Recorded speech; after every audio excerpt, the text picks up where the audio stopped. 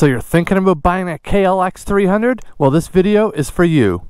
Hey everyone, this is my 2023 Kawasaki KLX300. This was last year's model, as I said, 2023, so it's before the redesign of a few little things. Anyway, if you are thinking of getting a KLX300 or any dual sport, obviously I'm going to be biased and say yes, go do it. I'm actually going to push you towards the Kawasaki because it's the only one I have experience with. Anyway, let's get right into it. I've had it for about a year. I only have a little over 3,000 kilometers. Let's check and see exactly how many.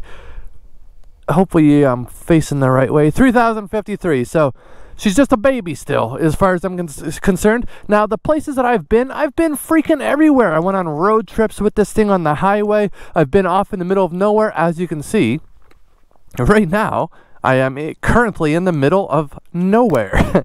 And that's the fun part. You can just get yourself lost, unquote, lost, you know, with one of these. It can go everywhere. Now, there's a huge appeal to people having a Jeep, okay? The people that have Jeeps and actually do Jeep shit when they take the roof off and jack it up and throw cool tires on it and go off-roading and just explore everywhere, that is basically what this version of a Jeep is, okay?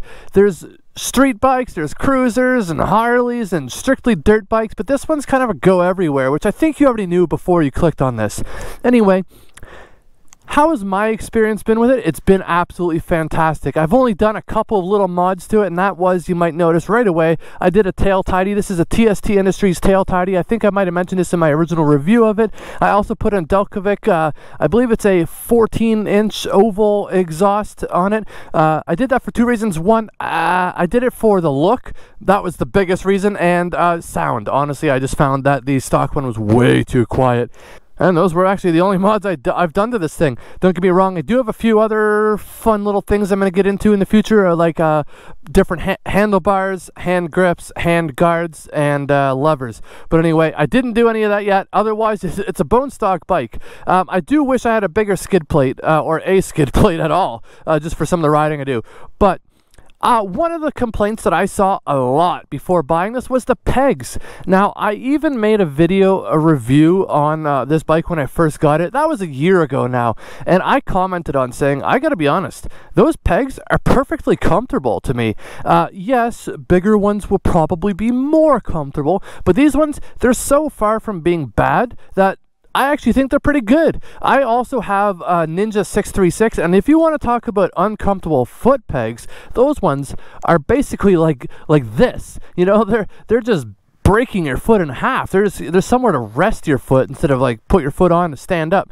So anyway, all those people saying you need better foot pegs right away, first mod you should get, I'm going to be honest with you, no, you don't need that. I mean, if you want to go do it, absolutely. I just don't think it's the first thing that you need at all. First thing I would say is definitely get an exhaust or a tail tidy. The tail tidy makes the bike look better.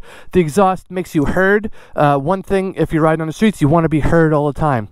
What are some downfalls of this thing, though? Well, I gotta be honest when I say very little. It's a comfortable seating position, although for a long ride on a bike like this, it's gonna be fucking vibrating, your butt's gonna get a bit numb, sure, but it's a comfortable seating position overall. Your hands are kind of just like not up high, you know, like a low rider of some sort.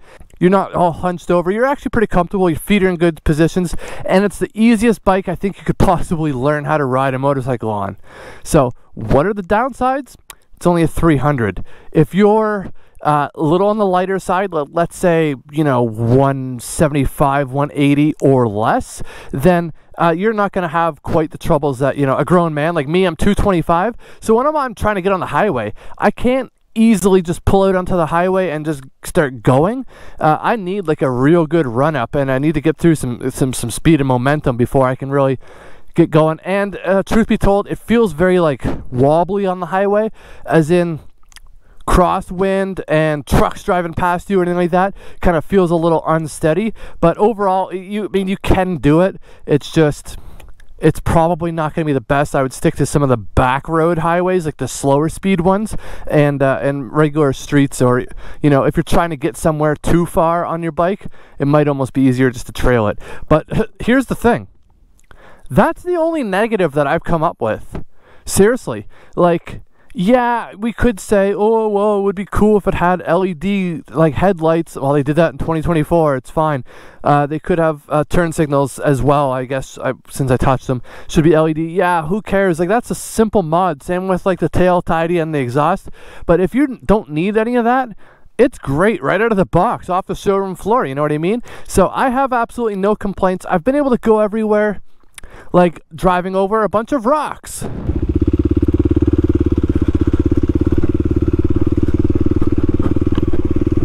Splashing through some puddles.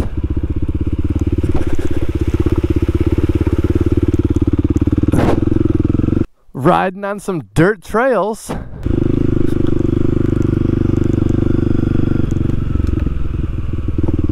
And even a little bit of soft sand action.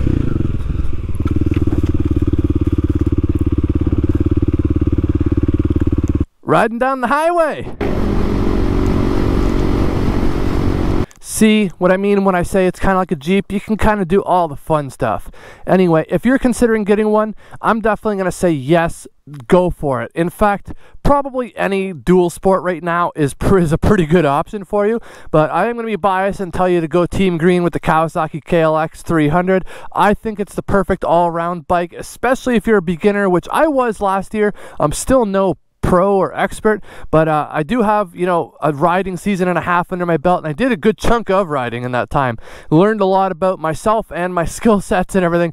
So anyway, if you are considering getting one of these, just do it. Just go for it and get it. I paid about $10,000 Canadian out the door, brand spanking new from the showroom. If you find a lightly used one, you should be able to get them for even cheaper, maybe in the $7,500, $8,000 area. And if you are American, I have no idea how much they cost there. Probably like, I don't know, $90 to $100. I don't know what the conversion is. 10,000 Canadian dollars. Yeah, that's like 100 US, right? Something like that. Anyway, all jokes aside, you could probably get it for real cheap in America too. If you have any questions, just drop them down below. I'm happy to help out and answer. If you're going to ask if I have any other mods in mind, I mentioned that I'm going to get some handlebars. I'm going to get the Pro Taper CR SE High or SE CR High, whatever the fuck that combination is. I actually have them, just didn't put them on yet. I do want to switch the mirrors out to maybe some sort of double take, or maybe just the ones that the Supermoto come with, like that are kind of like pointier. I don't know if that makes sense, but anyway, I might consider switching that out. I already have Pro Taper pillow top grips. I have new levers already, and I have Tusk D-Flex Pro handguards, which haven't been put on yet. The only other thing I'm considering is maybe like a rack for the back, so I can like actually have cargo, because when I keep finding places like this out in my like journeys, I didn't know that I was going to find this little campsite. I had no clue, but now I would love to take note of where this is and actually come out here with a little tent and like a fishing pole and all that shit sometime. So anyway, long story short, I'm thinking about getting that. Back to basics. If you once again, if you are considering getting one of these and you have any questions about this or about that or about this or that, and you know, you're just not getting anywhere, I will respond to every single question with my experience of an answer down below. Anyway, thanks for watching, guys. Hope you enjoyed it. And as always, peace soup.